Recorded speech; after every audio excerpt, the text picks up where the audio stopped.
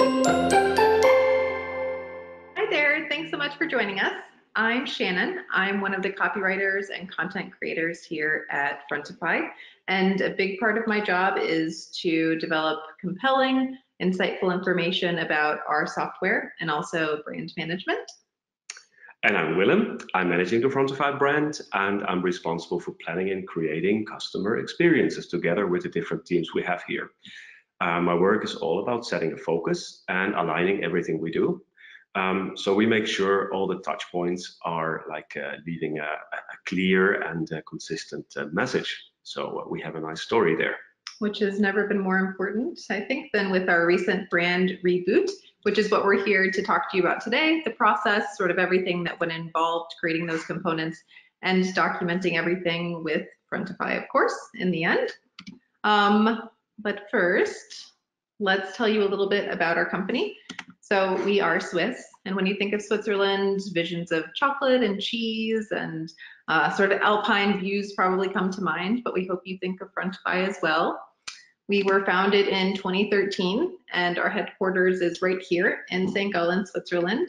We also have sister offices in Frankfurt, Germany, and most recently New York, which is really exciting.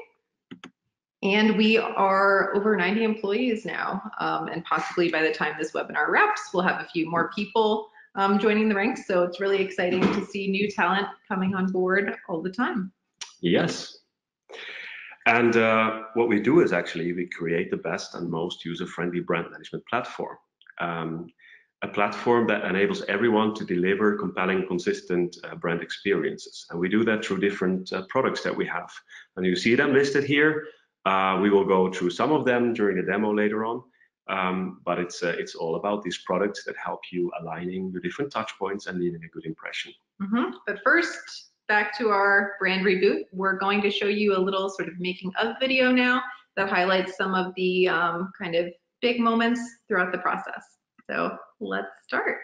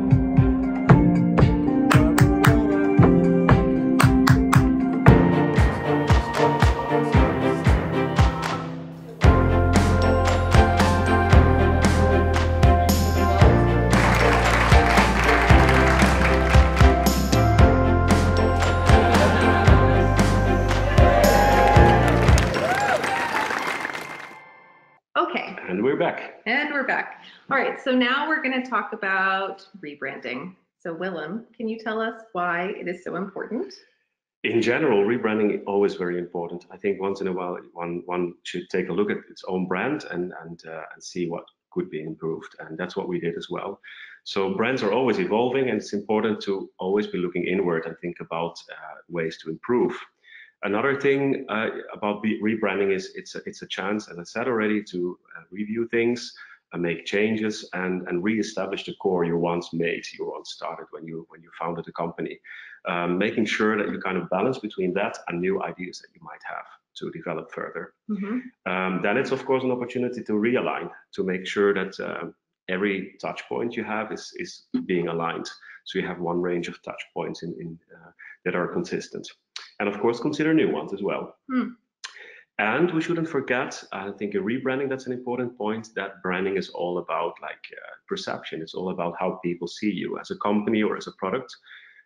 So rebranding is a good moment like to revalidate or validate actually your brand image and check how is your brand being seen and what kind of things should you do in order to improve that. Yeah, those are really good points. So just to sort of sum that up, a strong brand should be current, relevant, and consistently aligned across all touch points. I think that falls really well into that sort of space of a brand continually evolving, Yes. and a rebrand being the opportunity to kind of, bring it all together through this really, sort of comprehensive project. Yeah. So now a question for you, Shannon. We talked about rebranding a while ago, but like why do we now call this webinar like we talk about brand reboot? Like what about the wording there? So why a reboot? Yeah. Well, I think it's important to recognize that rebrands come in all sorts of different shapes and sizes, and for us, ours sort of fell between brand refresh and a total overhaul, hence reboot, somewhere in the middle. There was a lot of research involved, sort of a really intensive internal brand audit, and really looking at how this sort of fits into all the pieces across all of our touch points.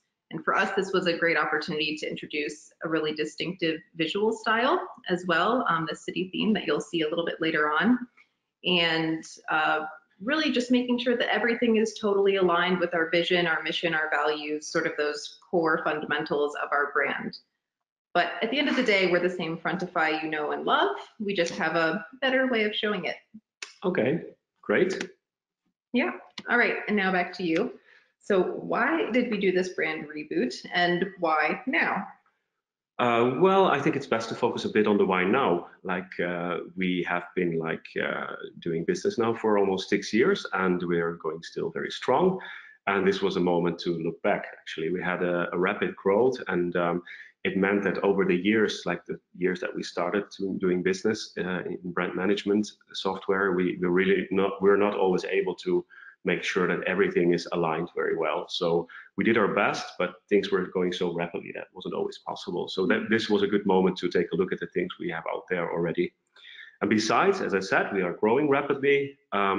It was very important to look at ourselves as a serious competitor in the industry nowadays. So we also try to review the things we have been doing and give it more professional and a more mature, let's say, leave a more mature impression in the things we do.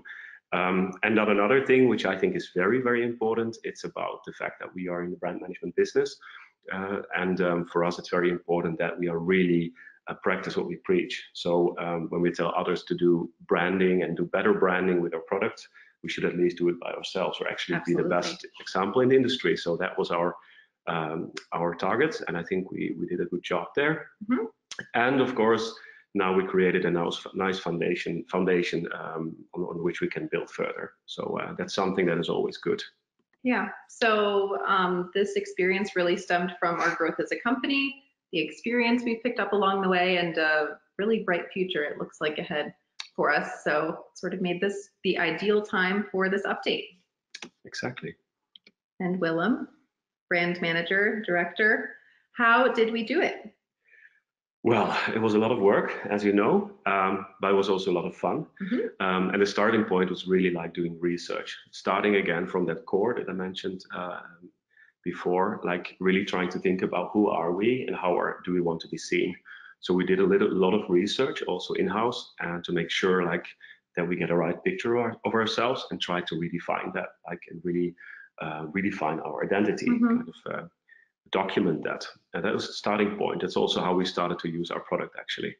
And the second step was then really looking into the materials, like what kind of materials do we have to communicate our product, to communicate ourselves, and are there any materials missing? And the materials that we do have, do they need some redesign or do we need to check them again in other ways?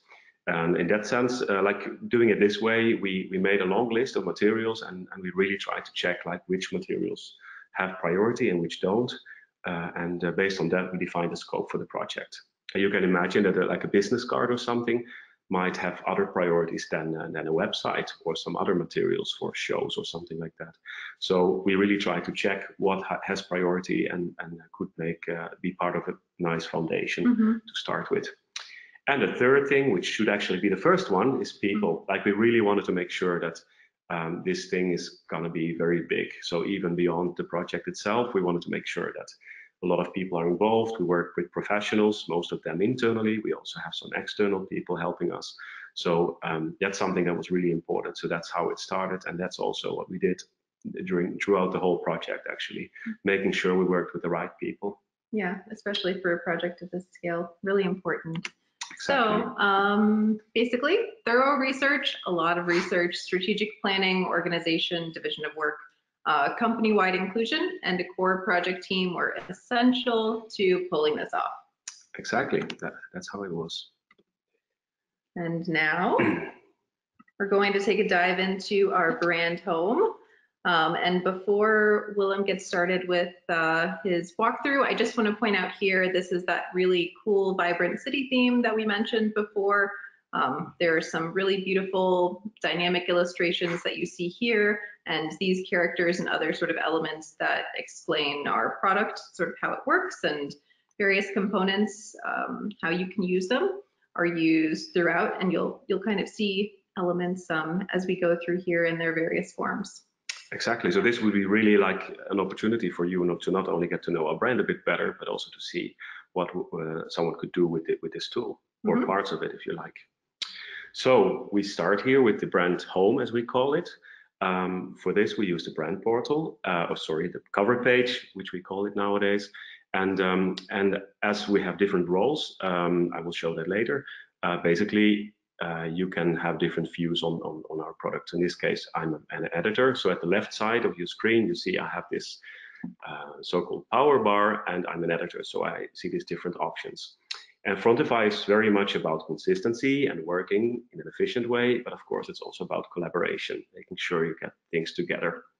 So we have different ways of inviting people to certain projects or style guides, in this case a style guide.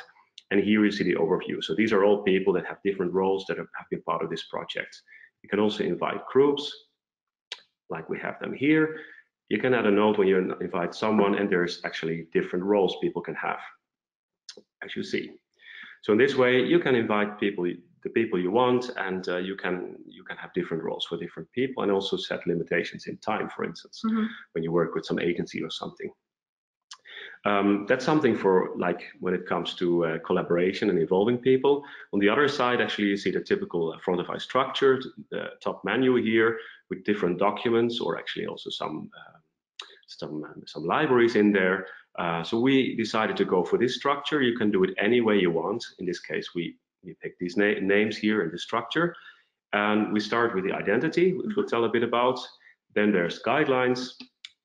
Then we have different types of items here, which is like logos, images, icons, and so on. And then we have documents, which are like final materials that we use for communications, for instance. So we go through each of them. On the cover page itself, actually, maybe good to mention before we move on, it's possible to go to certain sections within your style guide right away, or even your media library.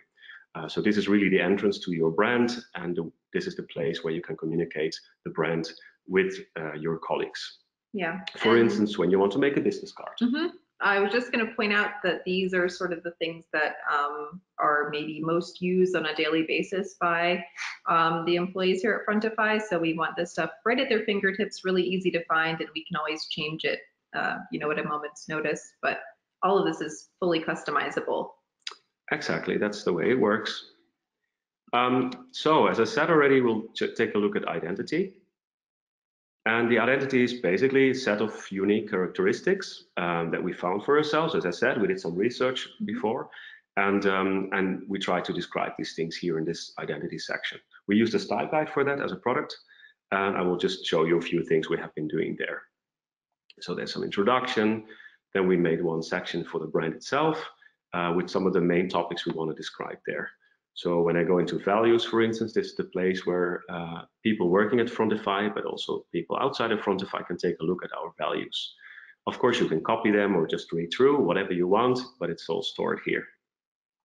Then when we go to design, which is kind of the area where we try to translate our brand fundamentals into touch points, we see the first steps of this. So basically, we predefined a few different areas of design that we wanted to tackle. One is the visual mood, visual design, which is a very obvious one. And we use this part of the style guide to put some mood in there, to define a style. You already see the city theme popping up there that we discuss a bit later on. And basically, you see the basics of our visuals there documented. Same for tone of voice, is something very important as well, the way we talk, the way we write. So also there we have been storing different things in order to communicate our brand and to help people communicate our brand. And the same we did for audio, actually, which I will get into a bit later. Now, for the guidelines, which is the second part I want to show, we also use the style guide. So you can have multiple style guides, actually.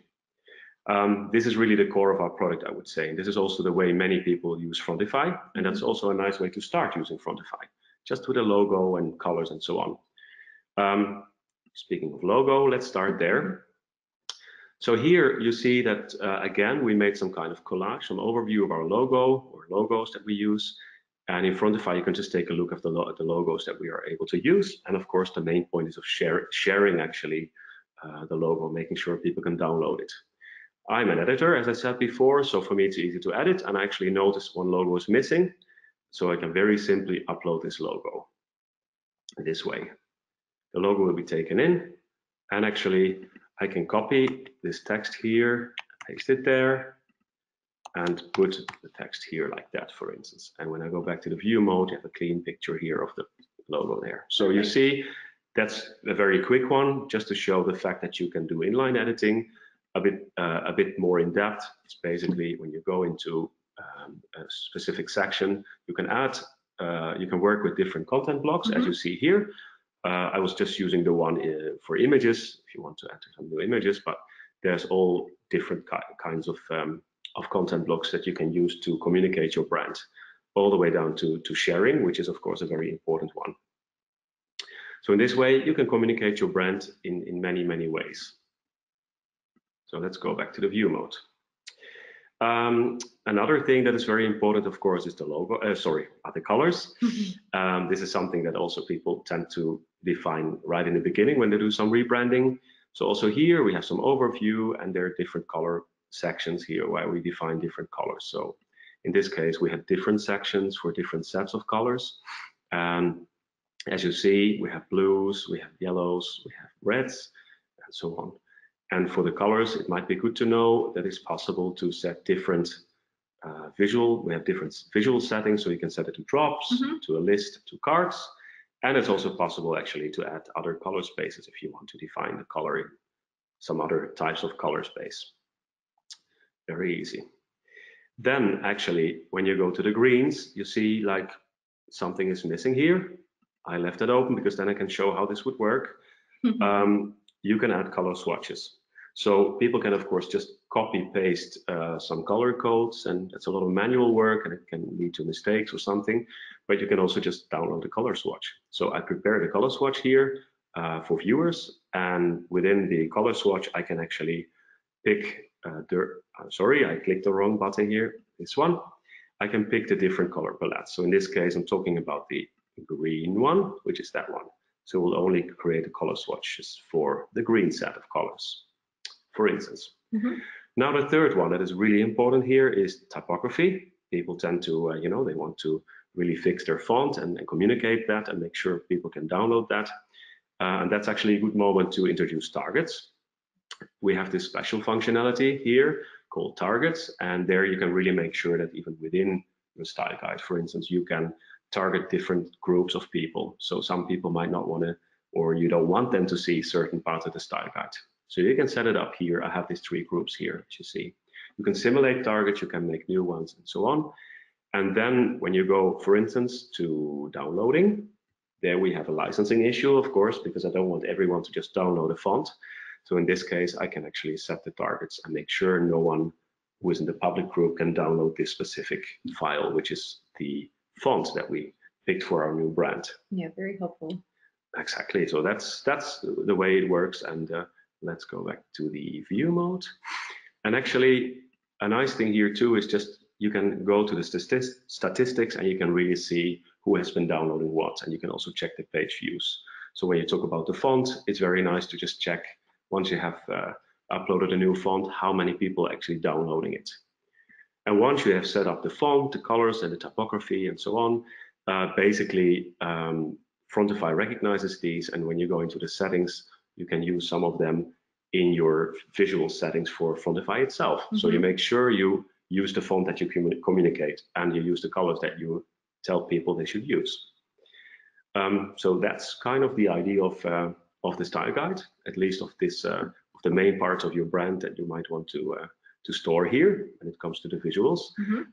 We have also the writing very important counterpart, exactly. So we use that same style guide to list all kinds of things that come to writing. How do you write a certain thing? Do you use a comma, yes or no? Is it American English or British English? Stuff like that. So we got some basics there, date and time, quotations, and so on. So people can really take a look at what is the way we act as a company. So also there we could be aligned. And that's what we did for Frontify. We had a great team of people working on this, and we noticed people are using it, right? They definitely are. In fact, I think we're a little surprised with how frequently everyone's accessing these writing guidelines to create things like emails. So it's really helpful just for everyone to always be on the same page and know what the right versus wrong way to write something is. Yes. So yeah, it's really helpful. Great.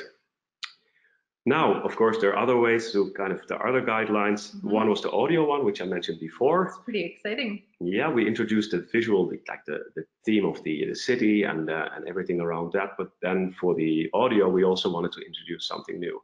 And as such, we didn't really have anything happening in audio. I mean, we had sounds and stuff like that, but nothing own. So an external professional has been helping us creating some audio for us. So we created a sound logo, which we stored in Frontify, and also some more like an audio, like a soundscape, basically music for the Frontify brand. That's the sound logo, for instance. So great stuff. And you can also download that, of course. So some more guidelines around that are here. Then we have materials. So once we start working with different items, they slowly get into, entities, and they get materials. And also there we have some guidelines. So we use that section actually to introduce different materials to people, and also kind of link to the different libraries where you can find the materials. So one good example, a typical one, is of course presentations. We have one master keynote here, which people can download there right away. Also find them in the library.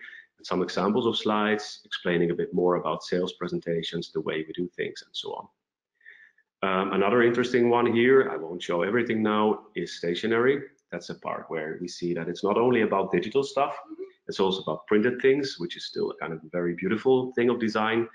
We created some new things there, like the business card, for instance. Yeah, these are great. I love the little details, especially in the business cards. Each employee has their own sort of illustration picked out that matches their personal interests or hobbies. So it's a cool way to, when you go to meet someone, to give them a piece of what's you and Frontify kind of combined. And these little visual elements are sort of throughout the stationery and printed materials, little kind of peekaboo surprises that we think are really fun and just a unique way to be us. Exactly.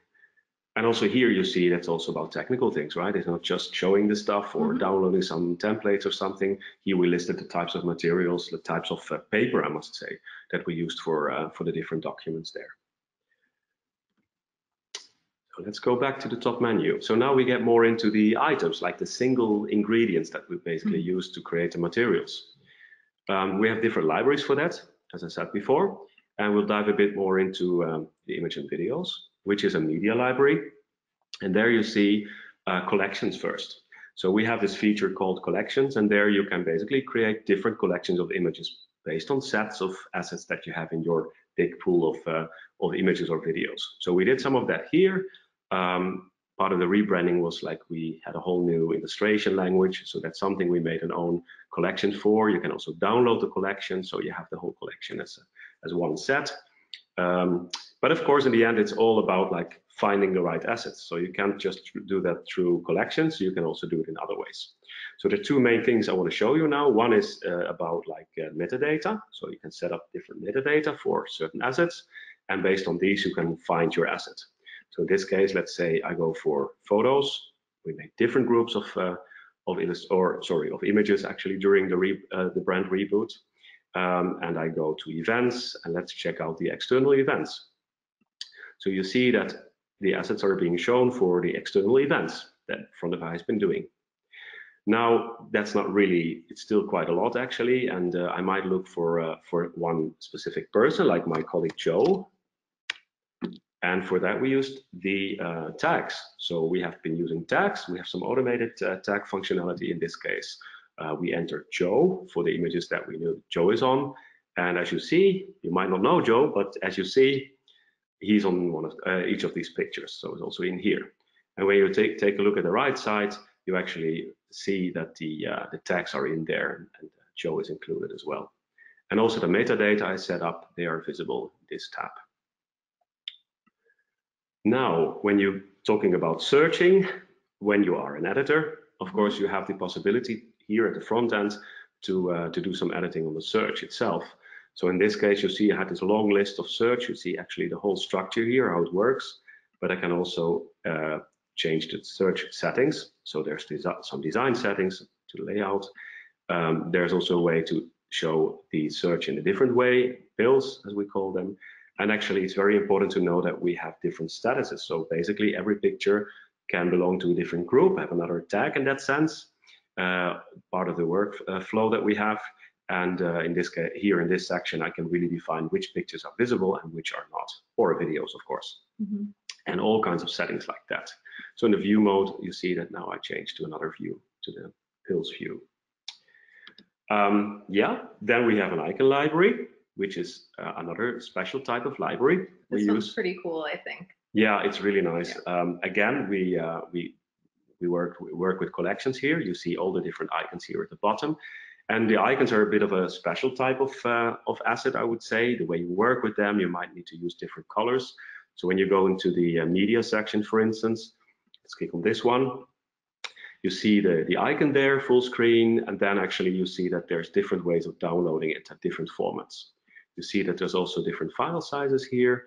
And actually a great thing, this is really the best part actually, is the different colors that you can pick for this icon before downloading. So once you download it, it's ready to go, ready to use. You don't need to kind of download something and then start working on it. You can use it right away. And the editor can, of course, predefine the colors there. Frontify will automatically suggest the brand colors, of course. So I think that's a good thing about the icon library. Yeah, that's super handy, especially being able to make those modifications without bothering a designer with like little tasks like that. So super easy. Yeah, it's great. And now the text library. We talked about text a bit earlier already. We have this one special place where we put our text, so people can literally copy paste text. As I said, it's about consistency working with Frontify, but it's also about like being efficient, right, and working together. So this is something great. People can just go here to the library and pick their texts. So let's say they get some email, someone wants to ask something about Frontify as a company or brand. There's different descriptions here. You can just pick the one you would like to use and use it in your messages, for instance. Or some feature descriptions, you see it goes a bit deeper here. These are texts that we just use to describe our product. Testimonials is a nice one as well. People tend to like our product, so they leave some messages sometimes. And we have some quotes of people that we can use in our messaging. And then, of course, there's the special thing about Frontify here in our project, is that we wanted to reach more people, not just English-speaking people. So we introduced some more languages. So when you go to Frontify descriptions, a good place to show it, you can simply select another language and it will just switch to German in this case, or French. Right. Our primary languages that we use, English is our first, and we also have German, French, and Spanish. So we've worked with some translators in-house to make sure that all of this copy that we use frequently is available in all of those languages. But of course, you can choose whatever language options make the most sense for you and work with the translator to get that text in there. Yes. And then I think we can move on to the documents, which is another media library. So again, we have several libraries. This is the one we use for different materials. We use them actually for both templates and documents that we create during the brand reboot. And I think this is a good opportunity now to go to the back end of our product and show what an editor could see. So we have guidelines, we have projects, and we have libraries. And inside of the libraries, there are several libraries, as I've been telling before. And now let's get into the document library. So this is what you see when you work on Frontify at the back end and you want to change some things and put all kinds of settings. So one thing that is important to show, you see it right away, is you can use folders. So you can really structure things when you have a lot of assets. Very organized. That's very organized indeed. So here, of course, you can enter metadata, enter life cycle of an asset, make sure that it expires when you buy an asset from outside of the company, whatever. So when you go back to documents, there's different settings. I can't go through all of them now, of course, but one of those is metadata, as I said before. There's different fields you can put in here. You can put a new one if you like, just to make sure that people find the right assets easily. Another thing that I can show here is actually the notification settings. Sometimes you just get too many emails with all kinds of messages about who has been uploading what. That might be a nice thing, but not always. So you can really set the notifications here and make sure you don't get messages all the time. And another thing, I already mentioned that before, is actually the workflow. So you can create different workflows. In this case, it's a very basic one. So for the assets that you use, sometimes they might need to be reviewed, and you can just put them to the need review, or you can put them on hold when you find out there's something wrong with it. So in that at that time, it's like not shown anymore at the front end, if that's what you set up for it. So yeah, and I think here it's actually also good to see that we created different collections. This is how it looks at the back end. And in this case, we have been going for different departments using documents. So some people in customer success might need access to other documents than the people in marketing, for instance. And another thing, talking about people, is the activity log that we have here. So we can really see who has been uploading what at which point of time. So basically, you can really take a look at 3 days ago, my colleague Christoph has been uploading this sheet here. I can go there, have a direct link, so I know what has been going on. So as a brand manager, I can keep track of that as well. What else could I show? Actually, I will get back to the front end then. So I could go here to the guidelines, to the brand home, and you see in the documents, how we look at the front end, you recognize the same elements. And here, actually, I could go for publication, and let's see what we have there in the white paper category. I can go to platform white paper, for instance, and pick the German one. So a viewer would see this, he or she would see the white paper and could download it. And here, actually, everything gets together. So this is a final material. You see that we have the redefined logo there. We have a font in there that we got a new one. We have new visual elements that we took in, and all of these can be found in the different libraries. So all the elements get together into a material, as you see. This is the way it works. So people can start downloading things and use them in an easy way. And once we have new materials, we just upload them and replace the old ones. Yeah, I think it's best if you go take a look for yourself at brand.frontify.com. But before we stop here, I think it's very important to mention that we haven't really been going into the workspace, which is one of our big products that we have used a lot actually to create this whole thing. So it has feedback functionality, approval requests you can leave there, you can do some prototyping there. That's really the place where you develop your materials up to the point that they are ready and you really put them to the libraries. That's the place where you are and you can collaborate with your colleagues. So that's important to mention, Frontify Workspace. And then for general information about Frontify, the product, or if you just want to be in touch with us, please check it out on frontify.com and have fun. Yeah, and if you're interested in learning a little bit more about our Frontify brand reboot process. We actually have a series of video interviews with several sort of core members from the project team across varying disciplines throughout the company. So those are really exciting. Keep your eyes peeled for that. And if you'd like to learn more about rebranding kind of at large, the components, what goes into it, how to start even, we have blogs for that as well. So make sure to check out frontify.com/blog. And of course, we always have more webinars like this that we're creating for you guys. So please check back, sign up, register, and yeah, stay tuned.